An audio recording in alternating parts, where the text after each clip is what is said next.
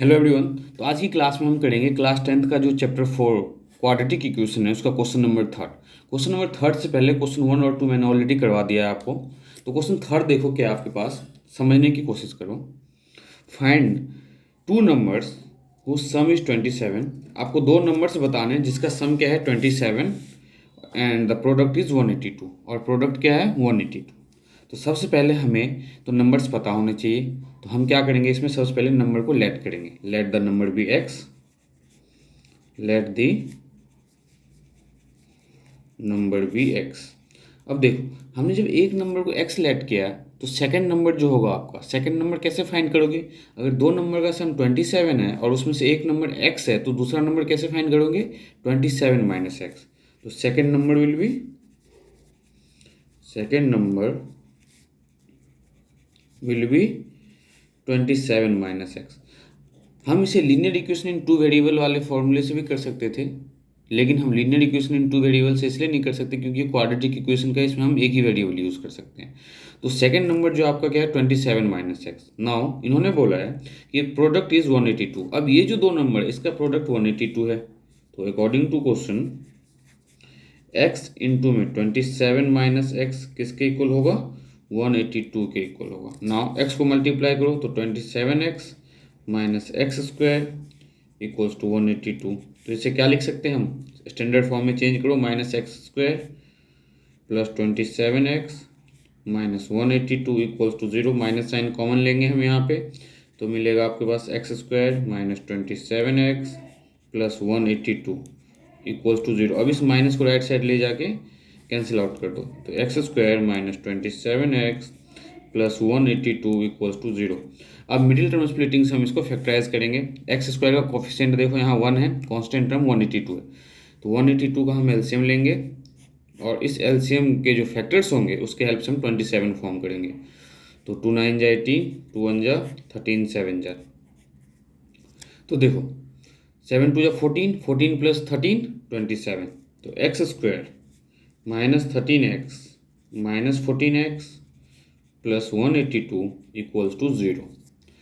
यहाँ से हम x कॉमन ले सकते हैं, तो क्या बचा आपके पास x माइनस 13। सिमिलरली यहाँ से माइनस 14 कॉमन ले लो आप, तो ये बचा आपके पास x minus 13 equals to 0। Now x minus 14 and x minus 13 equals to 0। अब जब x माइनस 14 को 0 के इक्वल पुट करोगे तो x क्या मिला आपको? 14। सिमिलरली x माइनस 13 को जब हमने 0 के इक्वल पुट किया तो हमें x क्या मिला? 13। तो दो जो नंबर्स थे, अगर देखो x को आप 14 लोगे तो सेकंड नंबर 13 आ जाएगा। अगर x को आप 13 कंसीडर करोगे तो सेकंड नंबर 14 आ जाएगा। क्यों? क्योंकि देखो दोनों का सम क्या है 27 गिवन है आपके पास। तो 27 में से अगर आप 14 माइनस करोगे तो 13 आएगा, या आप 27 में से 13 माइनस करो तो 14 आएगा। तो जो दो नंबर्स होंगे वो क्या होंगे? 13 एंड 14। तो टू नंबर्स आर 13 एंड 14। तो ये था आपका क्वेश्चन नंबर थर्ड। अब सिमिलरली देखो क्वेश्चन नंबर फोर्थ के आपके पास। क्वेश्चन फोर्थ में आपको क्या फाइंड करना है ये समझो। Find two consecutive positive integer sum of which square is 365। दो पॉजिटिव कॉन्जिक्यूटिव इंटीजर लेना है। तो कभी भी कॉन्जिक्यूटिव इंटीजर की बात करें और पॉजिटिव की बात करें तो सबसे पहला कॉन्जिक्यूटिव को अगर हम x लेते हैं तो सेकंड नंबर क्या होगा? x plus 1। और ये क्यों होगा समझो। अगर जैसे मान लो एक नंबर 7 है तो 7 का कॉन्जिक्यूटिव नंबर 8 होगा। सिमिलरली अगर आप किसी को 9 कंसिडर कर रहे हो तो 10 होगा। तो अगर इसे हम x मानते हैं तो ये 10 कैसे मिलेगा हमें? x प्लस 1 से। या आप इस 7 को x कंसिडर करते हो तो ये 10x जो 8 है कैसे मिलेगा आपको? x प्लस 1 से। तो let the first consecutive integer be x, let the first consecutive integer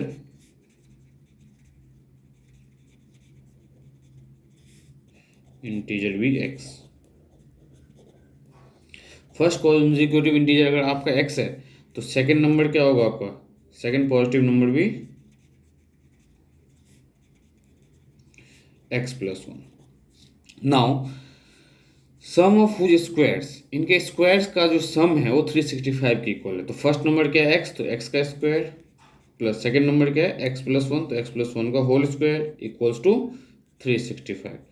बच्चे गलती क्या करते हैं यहाँ पे? x प्लस 1 का होल स्क्वायर कर देते हैं। यहाँ पे लिखा है सम ऑफ हुज स्क्वायर्स, स्क्वायर्स के सम, तो दोनों नंबर के स्क्वायर्स उसका सम।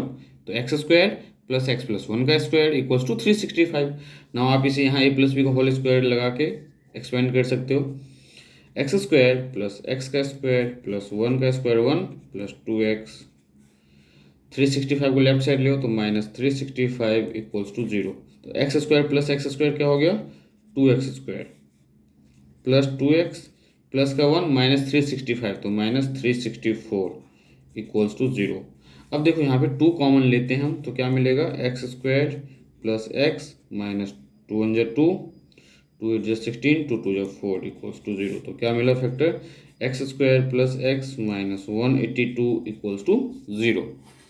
अब हमें 182 का एलसीएम लेके 1 फॉर्म करना है। तो देखो कैसे फॉर्म करेंगे, 182 का जब आप एलसीएम लोगे 2 9 18 7 2 14 14 माइनस 13 1 मीन्स एक्स स्क्वायर, ये मिडिल टर्म स्प्लिटिंग से करवा रहा हूँ मैं आपको, x square plus 14x minus 13x minus 182 equals to 0। Now x common लिया आपने तो x प्लस 14 माइनस 13 कॉमन लिया आपने तो x प्लस 14। अब देखो -13 को जब आप x से मल्टीप्लाई करोगे तो -13x, और जब -13 को प्लस 14 से मल्टीप्लाई करोगे तो माइनस का 182 मिलेगा। दैट्स वाई हमने -13 कॉमन लिया है। नाउ x माइनस 13 और सेकंड के आपके पास x प्लस 14 इक्वल्स टू 0। अब यहाँ ध्यान से समझने की ज़रूरत क्या है आपको कि अगर x माइनस 13 को आप 0 के इक्वल पुट कर रहे हो तो x तो 13 मिल रहा है। अगर x 13 है तो सेकंड नंबर क्या होगा, 14। x प्लस 1 क्या हो गया, 13 प्लस 1 दैट इज़ 14। बट अगर आप x माइन प्लस 14 को 0 पुट कर रहे हो तो x क्या मिल रहा है आपका, माइनस का 14। और हमें तो पॉजिटिव नंबर लेना था और ये नेगेटिव आ रहा है तो ये हम नहीं ले सकते, तो not possible.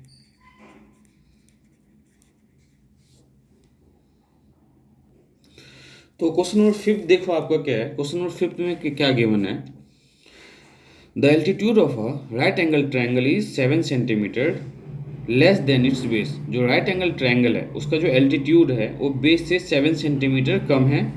If the hypotenuse is 13 centimetre find the other two side. अगर हाइपोटेन्यूज 13 सेंटीमीटर है तो बाकी के 2 साइड्स फाइंड करो। तो इसके लिए आप सबसे पहले देखो क्या करोगे, एक राइट एंगल ट्रायंगल ड्रॉ करोगे।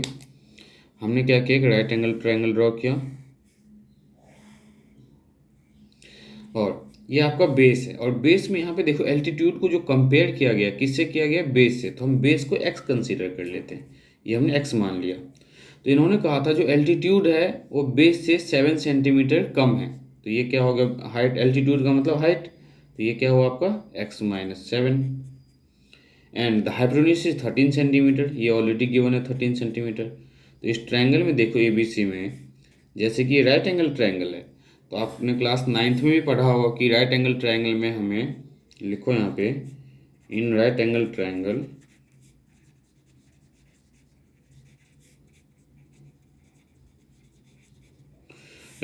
में देखो क्या है, let the base be x, let the base be x centimetre. तो एल्टीट्यूड क्या हो गया इसका, x माइनस 7 सेंटीमीटर। अब हमें राइट एंगल ट्रायंगल में बहुत अच्छे से पता है, by using Pythagoras theorem, by using PGT, by using Pythagoras theorem. देखो पाइथागोरस थ्योरम हमें क्या पता है कि हाइपोटेन्यूज का स्क्वायर इक्वल्स टू परपेंडिकुलर का स्क्वायर प्लस बेस का स्क्वायर। हाइपोटेन्यूज क्या गिवन है 13, तो 13 का स्क्वायर इक्वल्स टू परपेंडिकुलर के आपके पास एल्टीट्यूड को हम परपेंडिकुलर बोलते हैं, तो x माइनस 7 का स्क्वायर प्लस बेस के आपके पास x का स्क्वायर। नाउ आप इसे सिंप्लीफाई कर सकते हो। तो 13 का स्क्वायर क्या हुआ 169 equals to x square plus 7 का स्क्वायर 49 माइनस 7 2 14x, ये माइनस बी का whole square plus x square.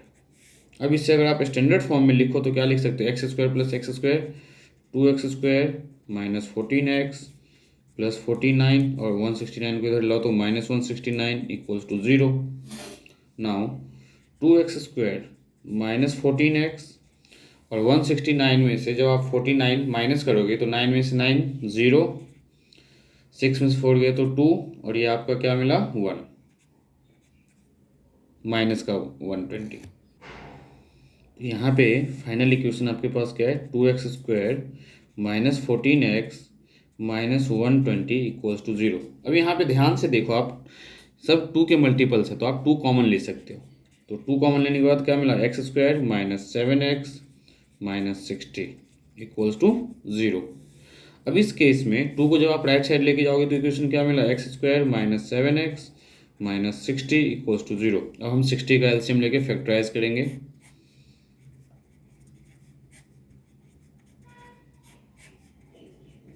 अब इन फैक्टर्स के हेल्प से हमें क्या 7 फॉर्म करना है। तो देखो 7 कैसे फॉर्म होगा, 5 3 15, 15 माइनस 4 नहीं होगा, देन 3 2 6, 5 2 10, 10 माइनस 4 भी नहीं होगा।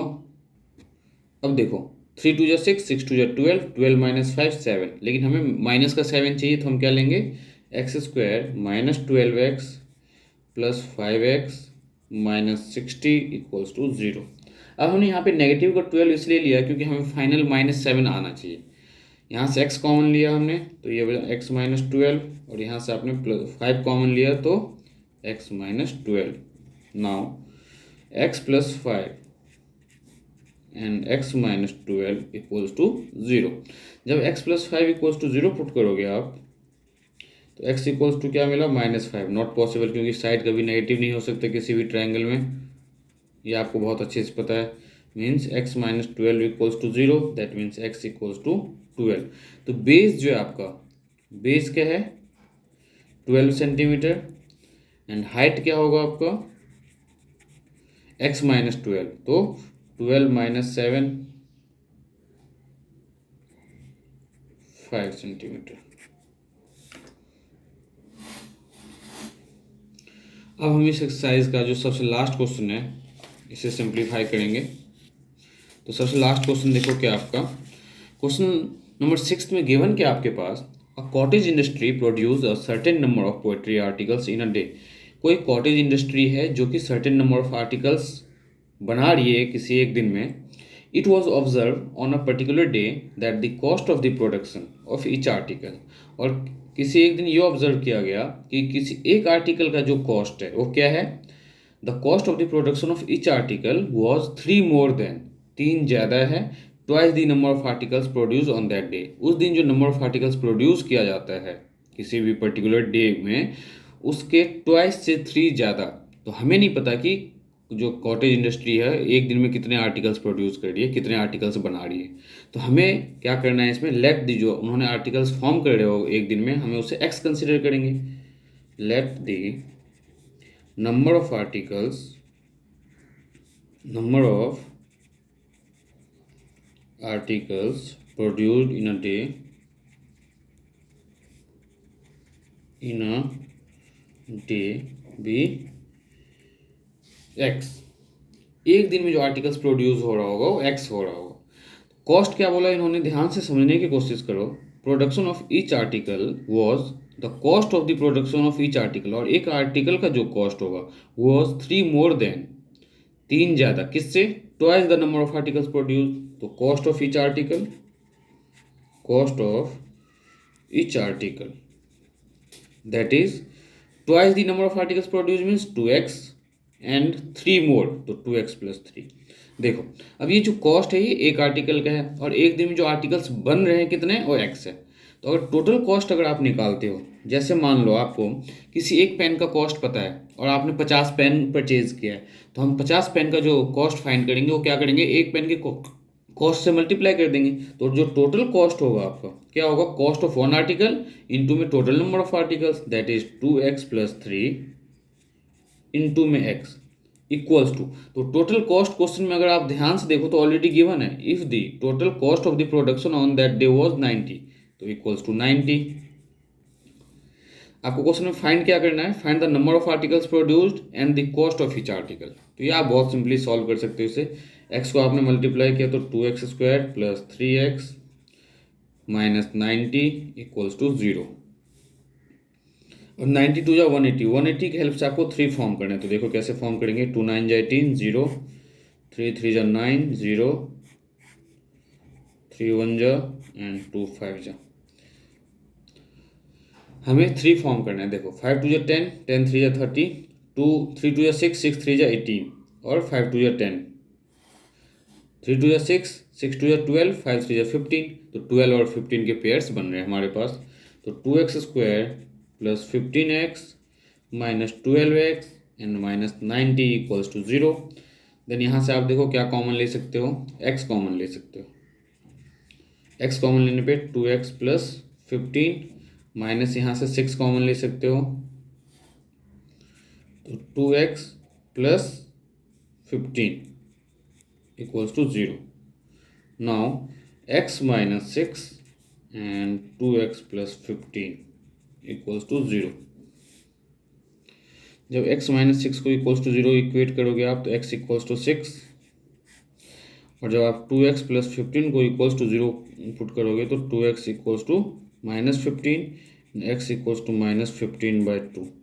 Not possible. ये पॉसिबल क्यों नहीं है, ये आपको बहुत अच्छे से पता होना चाहिए कि कभी भी नंबर ऑफ आर्टिकल्स जो प्रोड्यूस होगा वो नेगेटिव तो हो नहीं सकता। नेगेटिव का तो कोई मीनिंग ही नहीं है यहाँ पे। मीन्स जो नंबर ऑफ आर्टिकल्स प्रोड्यूस्ड हो रहा है, मीन्स एक दिन में जो कंपनी आर्टिकल्स बना रही है, कॉस्टेज इंडस्ट्री, वो क्या है, 6 है, 6 आर्टिकल्स फॉर्म कर रही है। तो कॉस्ट बताना हमें ईच आर्टिकल का, तो कॉस्ट ऑफ ईच आर्टिकल क्या होगा, जैसे कि हमने कॉस्ट ऑफ ईच आर्टिकल क्या था आपके पास, 2x प्लस 3, तो 2 इंटू में 6 प्लस 3 15 रुपीज़ होगा। तो cost of each article 15 rupees and the number of articles जो प्रोड्यूस कर रहा है, मीन्स फॉर्म हो रहा है एक दिन में, दैट इज 6। तो ये था आपका एक्सरसाइज जो 4.2 है क्लास 10th का, उसका लास्ट क्वेश्चन। अब नेक्स्ट एक्सरसाइज हम नेक्स्ट क्लास में स्टार्ट करेंगे।